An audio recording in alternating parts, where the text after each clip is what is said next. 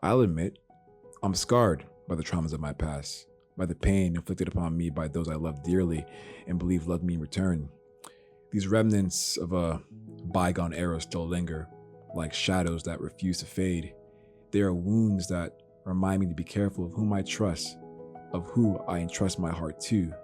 The pain of betrayal can be unbearable, even crippling.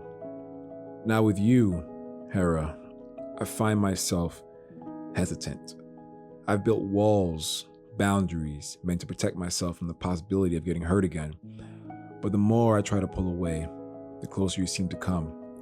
And each step you take toward me chips away at my defenses, leaving me vulnerable in ways I never expected. There's something about you that feels like home. Maybe it's because we both come from Florida, sharing a familiarity that brings me comfort. Or maybe it's the way you move through the world with a quiet confidence that puts me at ease. I don't need to explain my boundaries to you. Somehow you just know. And that mutual respect, our unspoken understanding, makes me want to trust you, even though trust is the one thing I guard the most. Your presence is warm, magnetic even. I find myself wanting to be close to you, yet I keep my distance, afraid of letting my admiration show. But you, Hera, make no attempt to hide your feelings. You've made your admiration for me clear, both in your words and in the way you carry yourself around me. One day you told me, Phazon, when I'm around you, I feel safe and protected. It was an innocent confession, but it stirred something in me. What I never told you is that in those moments when we're alone together, I feel safe with you too. But I choose my words carefully, because admitting my feelings could complicate everything between us, could create a rift that may never be repaired. My trust issues, born from past traumas, made me question everything. I find myself searching for reasons to disqualify you, looking for any flaw that will allow me to distance myself from those feelings. And yet, each time I try, you reveal parts of yourself that force me to reconsider. Like that day when you were clearly having a rough time.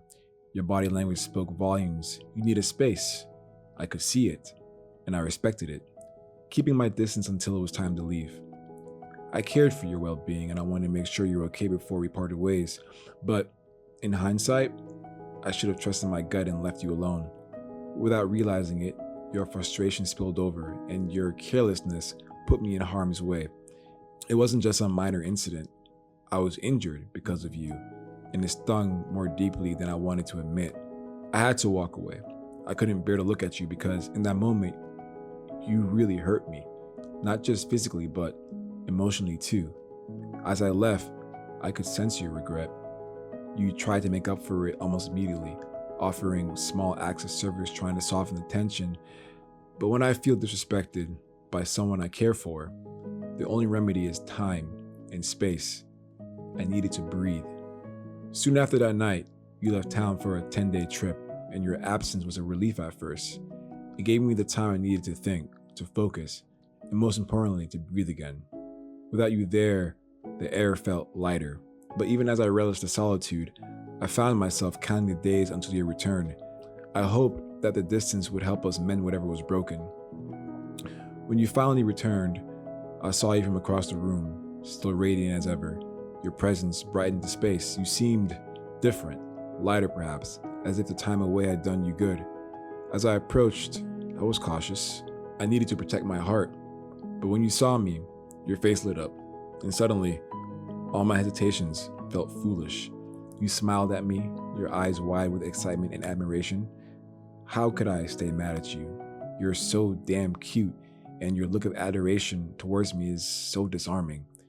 You don't understand the grip you have over me, Hera. Soon after seeing me, you approached and initiated a hug. The moment you hugged me, I knew. You leaned into my chest, your arms wrapped around my waist, and I rested my head on yours. I knew what that hug meant. It was your way of saying, I'm sorry for that night, and I hope you can forgive me. And truthfully, I had forgiven you long before you even left. I just needed time and space to process. Later that night, as we were closing up, I noticed your mood flaring up again. What triggered it? I couldn't say. The evening had been peaceful, calm, but then you started pacing, pounding, stomping around as if trying to get my attention. I was perplexed. I had seen you upset before, but never like this, not in this way. I gave you space, and I began to piece things together. And then it clicked.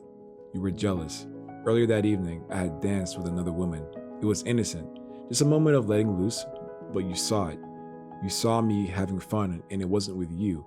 If I had known how deeply you felt, I might have acted differently. It's funny, isn't it? The more indifferent I seem, the more you care. But your jealousy put me in a very precarious situation that night. Your frustration spilled over, and you shot a glance at a patron that nearly escalated into something very dangerous. I had to step in and defuse the situation before it got out of hand. I wasn't worried. I could handle myself, but I could see the concern in your eyes. And then you did something unexpected. You apologized. It wasn't just a throwaway apology either. You were sincere. Your eyes carried the weight of guilt and shame, not just for what happened that night, but for what had been simmering beneath the surface. You took accountability for your actions, and that was something I didn't expect. So many people, especially women your age, lack accountability, but there you were, owning up to it. Though I remained guarded, I accepted your apology. I didn't want to reveal how much your words affected me, but that moment meant more than you'll ever know. That apology revealed part of your character that I hadn't seen before, one that made me rethink my stance. The foundation of trust is built on accountability, after all, and my trust comes at a very heavy price. Can you afford it? Can I trust you, Hera?